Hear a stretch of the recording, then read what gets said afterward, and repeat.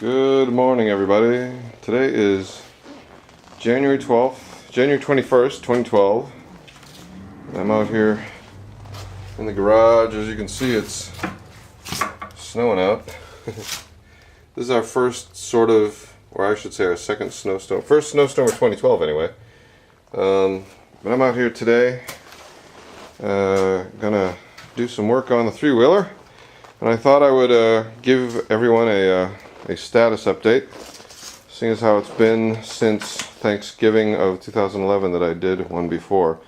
The big news over the last couple of months is that the exhaust header is complete. As you can see there, this aspect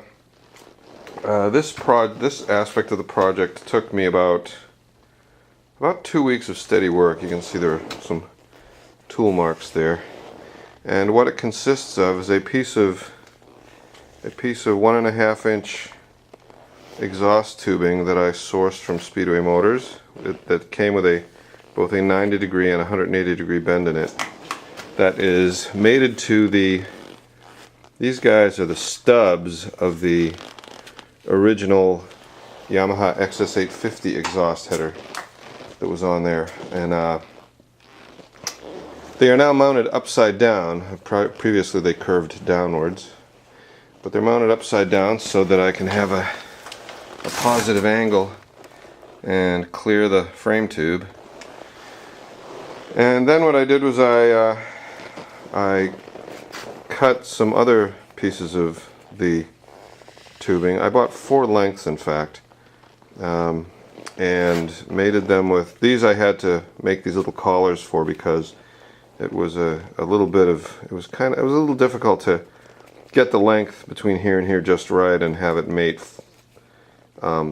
flat to the cut that I made on this piece of tubing.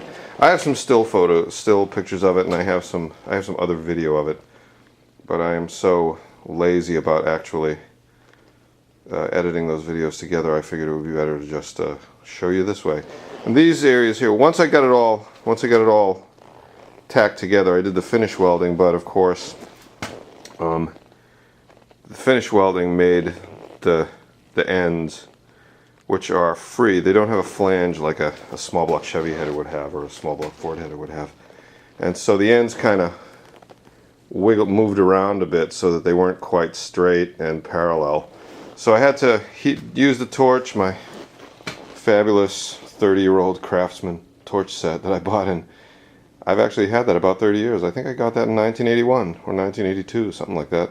Anyway, I used that. I heated them up. I massaged them with my one of my soft hammers. Got them so that I could force it into the exhaust ports. Bolted it down tightly, and then you can see here. This is where I heated here and here, red hot a couple of times to stress relieve the whole thing, and so it should be in there pretty good. And it's nice and solid. Try not to knock the thing down onto the ground. That was the big news over the last couple of weeks. I think in the last video I had gotten the Speedway Motors fuel tank, and over the course of December and through the December break, which I only really got to work one day, I built the mounts for it, and it's attached to the frame now. See if we can see a bit of the mounts here. The mounts I particularly like. They have what would nominally be otherwise be lightning holes in them, but they're purely for styling in this instance. You can see that these brackets are created out of some 1.5 inch right angle stock that I don't know if you can see over there. I sectioned it and bent the top surface down and then re-welded it, and that was after having bored they're 3/4 inch holes that are much like our friend the shifter tower.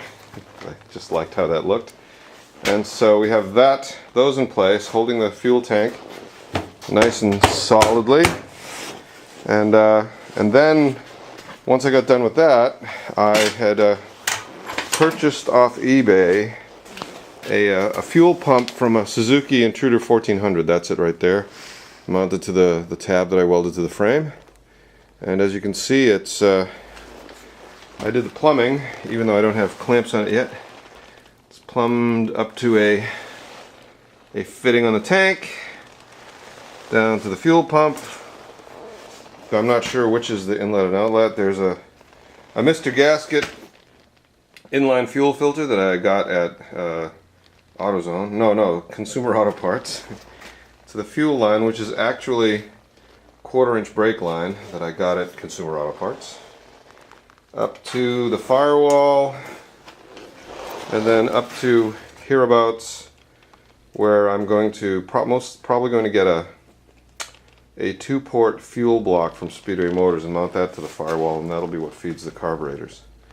One interesting thing that I found is when I had the header off, and I was looking up into the exhaust ports, I could see that the number 1 exhaust valve was tan, whereas these two were black, meaning that this one was running a little lean. And I can remember when I was riding the XS850 last summer that it had a little bit of lean surge, and I think that perhaps the problem was this hose right here, this vacuum hose right here, which is the went to the right side fuel petcock. Maybe I had a vacuum leak going on there that was causing part throttle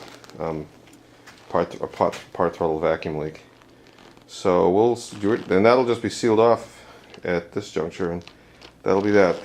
My Mercedes grill is off, so that I could build the exhaust header. And what we're going to do and then the next update is right here. I formed and welded this flange that goes along that follows the curvature of the firewall cowl hoop. And today what I'm going to do obviously is grind down this bead and make that so that I can attach the firewall, which I am intending to be a big old piece of shiny aluminum tread plate that I don't have yet. That will be the attachment flange at the top of the firewall. It also seriously stiffens this thing, and I am of a mind that I could stand on that without too much trouble. So that's the update for today, January 21st, 2012. I'm gonna get thrashing and make more sparks fly, and before I do that, I'm gonna fire up my fabulous thermo heat tube heater, because that thing works the bomb and it's cold out here. So, and hopefully my next update video won't be a month and a half, won't be 2 months from the last one, because I know that my subscribers probably wonder what the heck I'm doing in between. But the fact of the matter is, I work really hard on this thing, and I simply don't want to make time to edit I have probably 200 hours of video of the build on this thing, of cutting and shaping and welding and etc, etc, etc.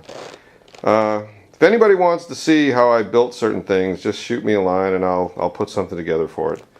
At any rate, that's the scoop. I will see you later.